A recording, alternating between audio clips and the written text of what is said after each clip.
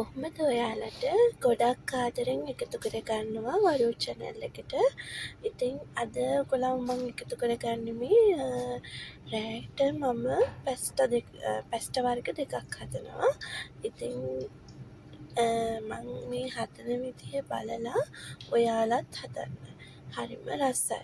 ඉතින් ඔයාලටත් රෑට මොනවද හදන්නේ හිත ඉන්න මොහොතේ මේකත් ප්‍රයෝජනයක් වෙයි කියලා මං හිතනවා. ඉතින් මම මේ එකතු කරගන්නේ ලීක්ස්, අනියන්, කැරට්, මෂ්රූම්, ඉඟුරු සුදුලුණු. ඉතින් මේක මම පොඩියට කපලා දැන් මේ තෙල් චුට්ටක් දාලා ඒකට එකතු කරගත්තා. ඔයගලන්ට මේක වෙන වෙනමත් කැරට් එක වෙලාවකට එක වෙලාවකට මෂ්රූම් එහෙමත් එකතු කරගන්න පුළුවන්. මම මේක එකපාර එකතු කරගන්නේ මට මේක තෙලෙන් බැදිලා මේ වෙජිටබල් වල වතුර උනනකොට මේක ටිකක් ජූසි ගතියට එනවා. මම පොඩ්ඩක් මේක මේ විදිහට හදාගන්නේ පස්ටා වලට තවරනකොට මේක හරිම රසයි. රස අනුව සෝල්ට් එකතු කරගන්න. ඉතින් ඔයගලන්ට කැමති විදිහට මේ මන් දාන 3-5 වර්ග අඩු වැඩි විදිහට දාගන්න පුළුවන්. 3-5 ටිකක් මිරිස් කුඩු ටිකක්, ගම්බිරිස් කුඩු ටිකක්, කහ ස්වල්පයක්, මිරිස් කන්න කැමති නම් ඔයගලන්ට මිරිස් වැඩියෙන් උනත් දාගන්න පුළුවන්.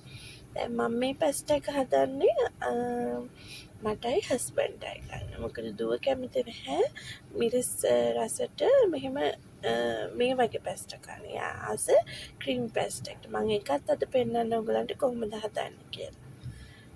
ඉතින් දැන් මේක හොඳට තෙලේ මේ බැදීගෙන එනකොට අර වෙජිටබල්ස් වල තියෙන වතුර ගතිය එනකොට ඔයගොල්ලෝ බදින එක චුට්ටක් නතර. ඒ කියන්නේ බැදීගෙන එන එක චුට්ටක් පැත්තකට කරලා බිත්තර එකක් හෝ දෙකක් නැත්නම් තුනක් වුණත් කමන්නේ. මම නම් අද දෙකක් එකතු කරගන්නවා. දැන් ඒකට ලුණු කුඩු චුට්ටක් එකතු කරලා මේ විදිහට කලවම් කරගෙන අර මේ එළවලු ටිකක් මේකට කලවම් කරගන්න. ඊට පස්සේ මට කියන්න බැරි වුණා ඔයගලන්ට මුලින්ම වතුර එකක් හොඳට උණු කරලා ඒකට ලුණු ඔයිල් ටිකක් දාලා පැස්ටා තම්බ ගන්න. පැස්ටා තම්බගෙන ඒක හොඳට පෙරලා ඇල් වතුරෙන් හොදලා ඒකේ තියෙන කැඳ ගතිය යවන්න. දැන් මම මේ අරන් තියෙනවා පැස්ටා. මම මේකෙන් පොඩ්ඩක් එකතු කරගන්නවා මේකට. ඉතින් ටික තියාගන්නවා දුවගේ පැස්ටා එකට. ඉතින් දැන් මේක හොඳට කලවම් කරලා අර තෙත ගතිය තියෙනකොටම මේක ලිපෝප් කරන්න. එතකොට හොඳටම ඇති. ඔයගොල්ලෝ ඩ්‍රයි එකට කන්න කැමති නම් මේක තව ලිපේ තියලා මේව කරගන්න පුළුවන්. මේක අර ජූසි ගතියට මේව විදිහට අර හැම පැස්ටා කෑල්ලම ගැහුනහම ඇත්තටම මේ කරි එකක් ඕනේ පුදුම රසයි. ඉතින් මම මේකත් එක්ක ඔයගොල්ලන්ට මම පෙන්නන්නම්. මම එහා පැත්තෙන් අද හදාගත්ත පොලොස් කරි එකක්. ඒක හොඳට කිරි ටිකක් දාලා හින්දලා තෙල් පෑදෙන්න මම උයාගෙන තියෙනවා හෙට දවසට ගන්න. මොකද පොලොස් කරියක් රහ අද උයලා හෙට කනකොට. දැන් මම පෙන්නන්න ඔයගලන්ට ක්‍රීම් පැස්ටා එක හදන විදිහට. මුලින්ම ඉස්සෝ ටික අරගෙන මේ හොඳට සුද්ධ කරලා ලුණු ගම්බිරිස් එකතු කරලා මේ විදිහට තෙල් චුට්ටක් දාලා මේ ටික බැද ගන්න. බැදගෙන ඔයගොල්ලන්ගේ රස අනුව ලුණු මිරිස් කුඩු ඔයගොල්ලෝගේ සැර ප්‍රමාණය අනුව දාගන්න. ඉතින් දුව එච්චර කැමති නැති හින්දා මම මේකට චුට්ටයි දාගන්න. අනිත් එක මම කිසිම බීලුණු වෙජිටබල්ස් කිසි දෙයක් මේකට එකතු කරන්නේ නැහැ. මේකට එකතු කරන්න පුළුවන්. ඉතින් මේකට ඉඟුරු සුදුලුණු ඒවා හැමදේම එකතු කරන්න පුළුවන්. දුව කැමති නැති හින්දා මම එකතු කරගන්නේ නැහැ. දැන් අපි අර කලින් අරන් තියාගත්ත ඉතුරු පැස්ටා ටික මේකට දාලා මේ දැන් මේකෙත් අර ඉස්සොන්ගේ ටික වතුර ගතිය ඇවිල්ලා අර ඒක අර තෙම්පරාදුවේ හොඳට අර 3-5 ගෑවි මිරිස් ඒවා මේවා ගෑවිච්ච ටික හොඳට අර පැස්ටා වල දැවටෙන්න ඕනේ. දැවටුණාට පස්සේ මේකට අපි මම පෙන්නන්න මම මෙහි තියෙන කටාර වල තියෙන ක්‍රීම් සෝස් එක තමයි දාගන්නේ. ඉතින් මේ ක්‍රීම් සෝස් එක මේ විදිහට මේකට හලා ගන්නවා. වට කැමති ප්‍රමාණයක්. මම මේ විදිහට මේ ටික තමයි දාන්නේ. ඉතින් දැන් මේක හොඳට මේ පැස්ටත්වල හොඳට තැවරෙන්න ඕනේ. තැවරුණාට පස්සේ හොඳට උයා ගන්න. එතකොට මේක අර තික් වෙලා මේ වෙනකොට ලිපෙන් බා ගන්න. දැන් ඔයගොල්ලන්ට මේකට ගම්බිරිස් කුඩු රසණු ලුණු එකතු කරගන්න.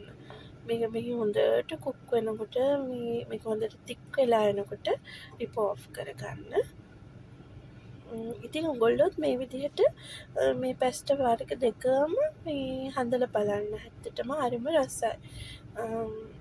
ඔයගොල්ලෝ මේ විදිහේ වීඩියෝස් කැමති නම් මේ වීඩියෝ එකට ලයික් කරන්න. ඉතින් මේකේ තව මම ඔයගලන්ට ඉස්සරහට පෙනුයි මම දවල් හදාගත්ත මාරි බිස්කට් පුඩින් එකක්. ඒකත් මම මේකට මේ වීඩියෝ එක කෑල්ල ඇඩ් කරගෙන තියෙනවා. ඒකත් මම මාරි බිස්කට් අරගෙන මේ චොකලට් දවටනේ මේව කරලා මේ ක්‍රන්චි විදිහට තමයි ඒක අරගෙන තියෙන්නේ. ඉතින් මෙතන පේන්නේ අර මම හදාගත්ත කලින් වෙජිටබල් දාලා හදාගත්ත සැරප් පැස්ට් එකයි ක්‍රීම් පැස්ට් එකයි. ඉතින් මේ හරිම රසයි. මං කියනවට නෙමෙයි ඔයගොල්ලෝ ඇත්තටම හදලා බලන්න. ඉතින් ඊළඟට අර මං කලින් කිව්ව බිස්කට් පුඩිම තමයි මේ පෙන්නන්නේ. ඉතින් ඒක මං හදලා තියන්නේ අර කටේ දියවෙන එකට ප්‍රමාණයට නෙමෙයි ක්‍රන්චි ගතියට. කටේ හැපිලා යන විදිහට තමයි මං මේ බිස්කට් පුඩිම හදලා තියෙන්නේ. හරිම රසයි එකක්. මං ඒකේ රෙසිපි එකත් ඔයගලන්ට ගෙන්නම් ඉස්සරහට. ඒක කටේ දියවෙන විදිහටත් හදන්න පුළුවන්. ක්‍රන්චි විදිහටත් හදන්න පුළුවන්. මේකට තව වෙන දේවල් ඇඩ් කරලා හදන්න පුළුවන්. මම මේ විදිහට තමයි අද හැදුවේ. ඉතින් මගේ ලොග් එකට අද ඔයගොල්ලෝ එකතු වුණාට ගොඩාක් ස්තුතියි. ආදරේ හැමෝටම ආයෙත් දවසක අපි හම්බ වෙමු ආදරේ.